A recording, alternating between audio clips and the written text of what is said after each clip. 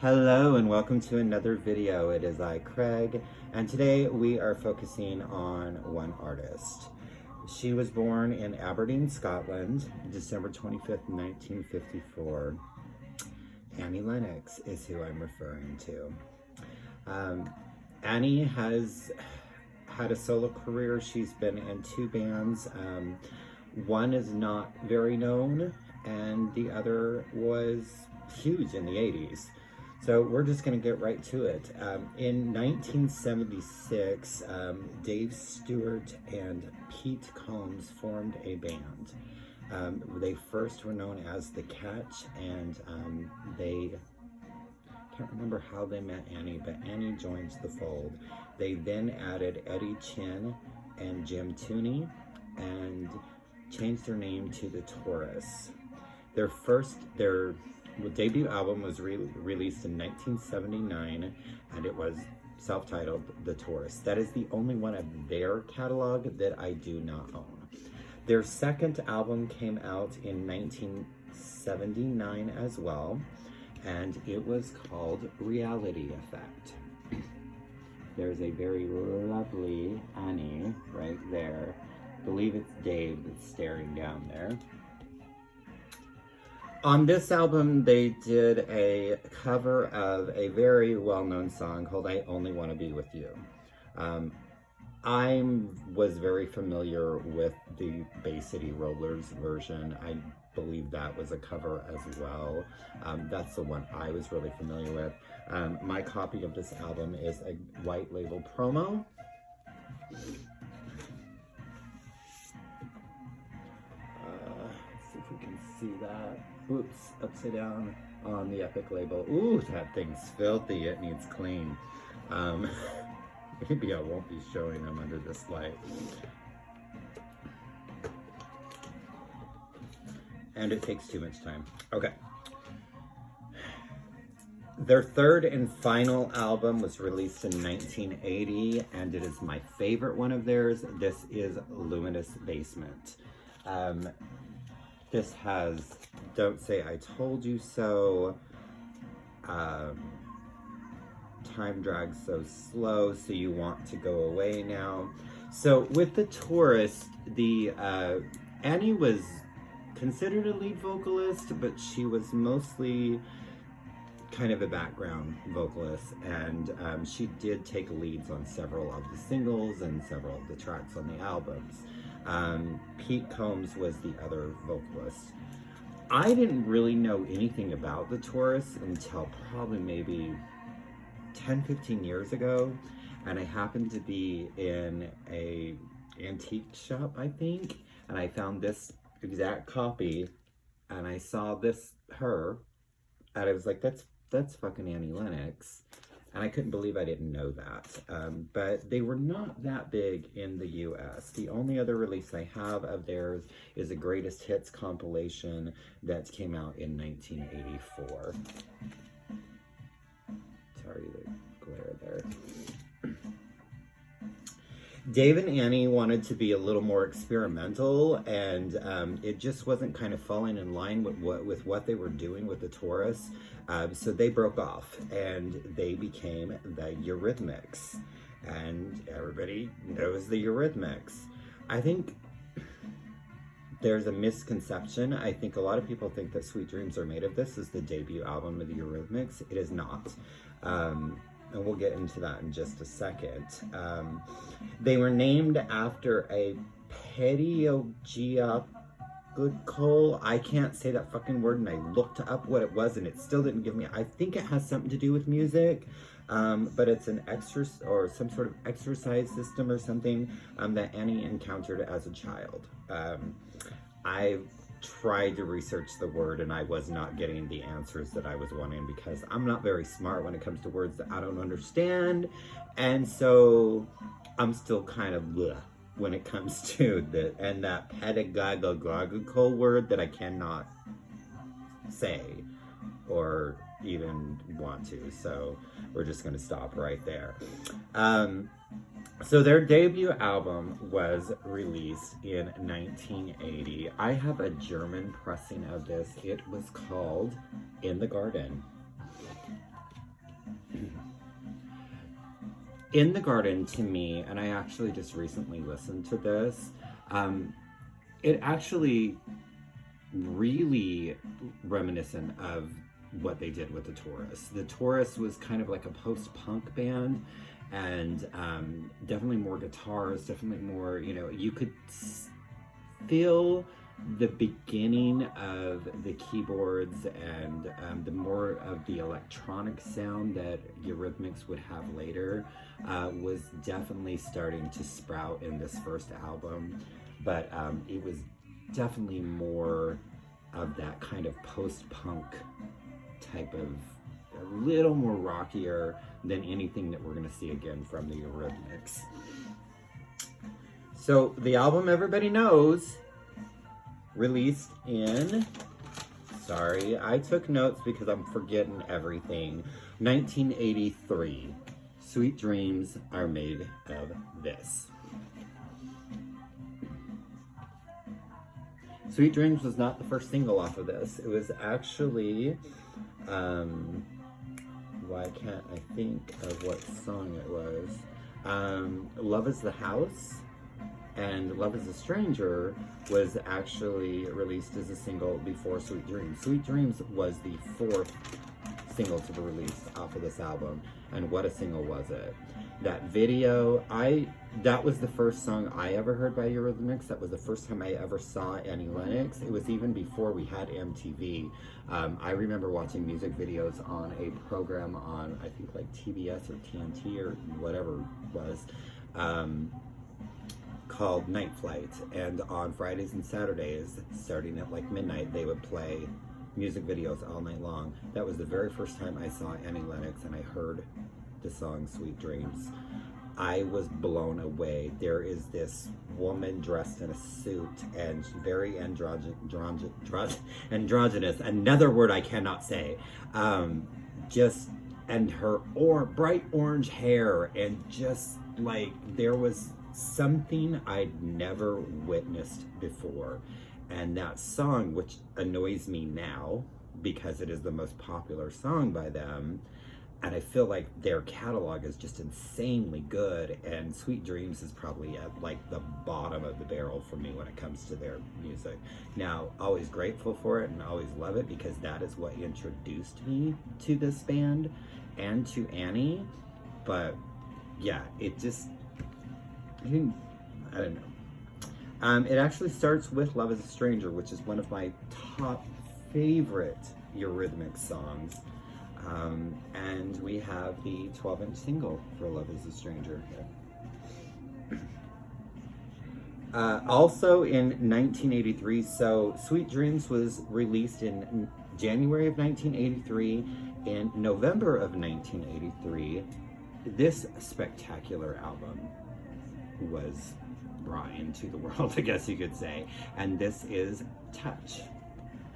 Here Comes the Rain Again, Right by Your Side, Who's That Girl, Paint a Rumor, The First Cut, Aqua. I mean, this is, and again, with the mask and just absolute brilliant, just, you could not miss her with that orange hair. It's just like incredible. I also have Touch Dance, which is not in the best, it's got some tape shit there, but this is just basically, not basically, it is dance remixes of songs from Touch. In 1984, they were asked to be a part of a film also called 1984 that was based off the novel of the same name, and 1984 For the Love of Big Brother was released. The main single off of this was Sex Crime, 1984 in parentheses, another one of my favorite Eurythmic songs. Julia was also released as a single. Most of it's instrumental or very moody, woo, and Annie going, whoa, and yeah. It's been a minute since I've listened to this, but I do listen to Sex Crime a lot. In 1985, Be Yourself Tonight. There we go. Would I Lie to You? There Must Be an Angel Playing with My Heart. I Love You Like a Ball and Chain. And this is when the fabulous duet with none other than Aretha Franklin dropped of Sisters Are Doing It For Themselves. A huge, like, for them to be able to get Aretha Franklin to do a song with them, I just think is incredible. And what a track. I mean, every drag queen in the world has performed that song practically, but I do have the 12-inch for There Must Be an Angel Playing With My Heart. This has a B-side of a song called Grown Up Girls. Again, it's been a while since I've listened to it, so I can't really remember that song. We're getting into some of my favorites now. I remember this so vividly when Revenge came out in 1986. The first single off of this, I believe, was Missionary Man, and that song blew my mind. I could not believe what I was hearing. It was so incredible.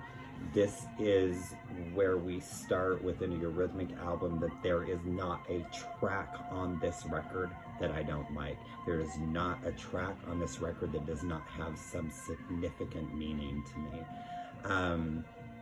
Thorn in My Side, When Tomorrow Comes, The Last Time, Miracle of Love, Take Your Pain Away, that song, oh my God. If you've never heard Take Your Pain Away, I promise you, it'll blow your fucking mind. This is and always will be my favorite Eurythmics album. In 1987, this masterpiece, Savage, was released. It's the second album of theirs that there is not a track I do not like on this album. There is not one song that I do not like, and I am not connected in one way. I went through months. I had this cassette tape of this, and when this album came out, I don't think it was ever out of my Walkman. I listened to it constantly. My biggest memory of this is I hiked Havasupai when I was in Boy Scouts. And it was the second time I hiked Havasupai, which is, you know, Grand Canyon. And I had my Walkman with me. I left my little case of all my cassette tapes. I forgot them sitting like in my living room or whatever as I was leaving the house. So I had one tape. So all the way, and it was probably like, 2 hours to get to Havasupai Drive, you know, from my house. And then the like 12-mile hike down, 12-mile hike. I listened to Savage the entire time. And so I think that's another reason why this is such an important album to me and such an important moment in my life. Just freaking incredible.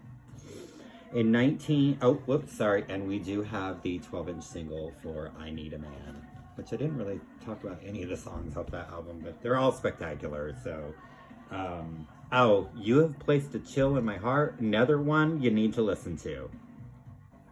And I love to listen to Beethoven. Oh my, yeah, okay. So, in 1989, We Two Are One.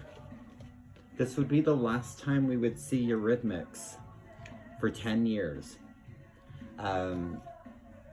So good. The single Angel is off of this album.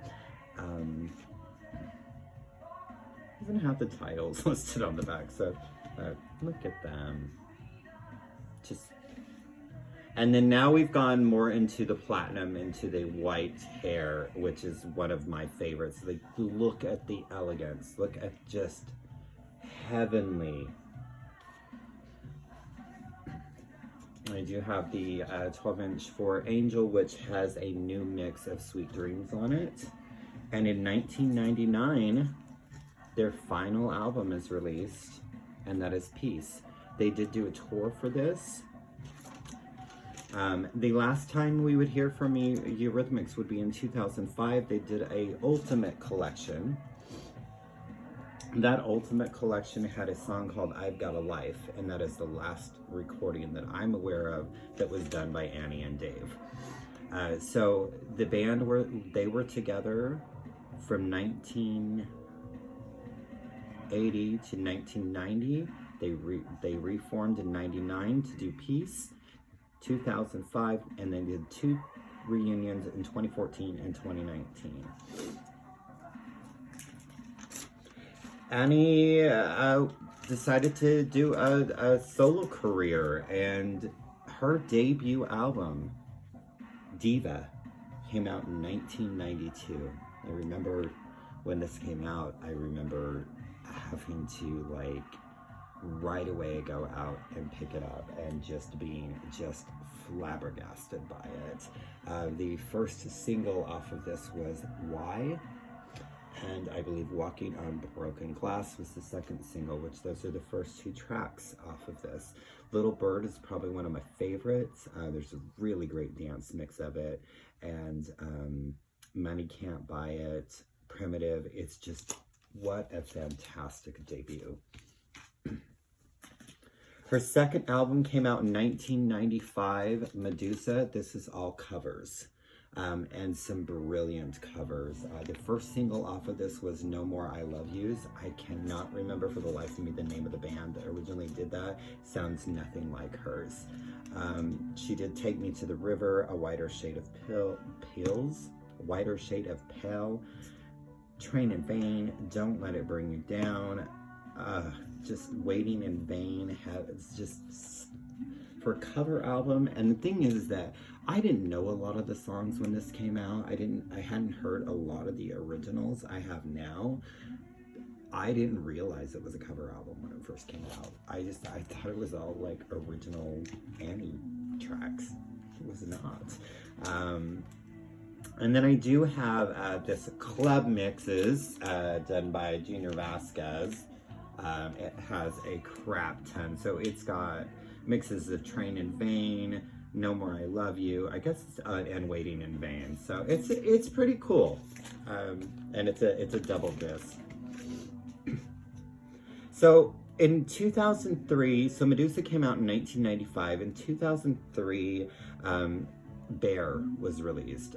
Bear has not been issued on vinyl. It was only issued on vinyl in Japan as a promo.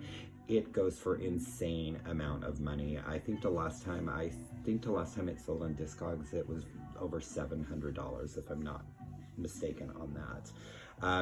Bear is probably my favorite Annie record.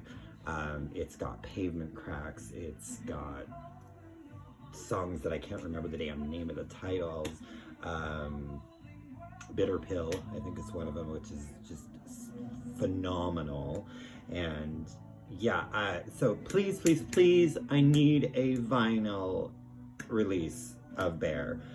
In 2007, she released Songs of Mass Destruction. I had it in my hands once when it came out. I was holding it, and I said, you know what, I'll just get this later. I'll pick this up later. I don't need it today. I've never, ever seen it again. I saw that one and only time. It was at a record store. And I think that is also one that the last time it sold on Discogs was for about $300 or $400.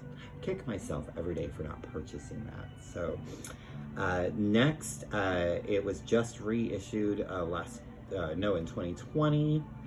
It's still available. I just haven't picked it up. She did a Christmas album called The Christmas Cornucopia, and that was released in 2010. There was the 10-year anniversary in 2020 that did receive a vinyl pressing.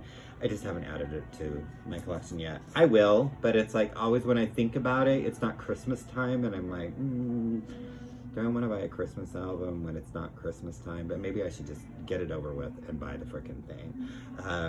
And the last release, well, kind of, the last physical format release that we had from Annie was in 2014, another cover album called Nostalgia. It's gorgeous. I mean, it starts with Memphis in June, Georgia on My Mind, I Put a Spell on You, Summertime, Strange Fruit, God Bless the Child, Mood Indigo, September and the Rain. I mean, so beautiful. She did a EP, and I'm gonna fuck this up. Leapy Lepo de Tepra. I don't know. It was like 5 tracks. They're all like 7 to 10 minutes long, and it's the piano. There's no vocals. There's nothing. It's interesting, but it's not really my cup of tea. And it was only done as a digital release, so there's no physical format of this piano EP from 2019. Of course, Annie has done, she's done soundtrack, songs of the soundtracks. She did Put a Little Love in Your Heart from the Screwed soundtrack with Al Green. One of my favorite songs that she did was for the Dracula movie, Love Song for a Vampire. One of the Lord of the Rings movies, Into the West. So she's done a lot of one-off singles that are just absolutely fantastic. She did do a double album, Greatest Hits, that had a lot of these on it. That's another one that it was, I think the vinyl release was only in Japan or maybe Europe, and it's almost impossible to find it. That did have 2 new songs on it, The Pattern of My Life, and I cannot remember the other one right off the top of my head right now. But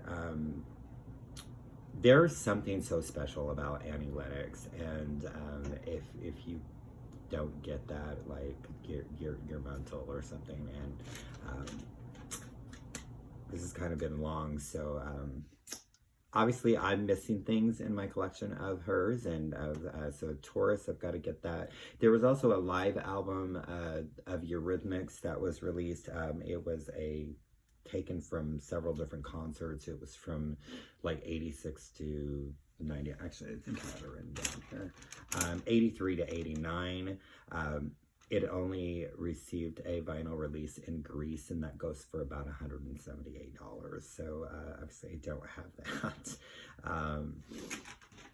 So hopefully this has been somewhat informational and somewhat enjoyable. And I'm trying to not make my videos as long as normal, but it just keeps happening, especially when I get on an artist like this. But she's been a part of my life for over half of it, and what an incredible part it's been. And there are so many songs in Eurythmics catalog, her solo catalog, that I hear in a specific memory, and it brings me great joy. So hopefully this has been hopefully a little educational. I always scratch my face. What the hell's my problem? So thanking you.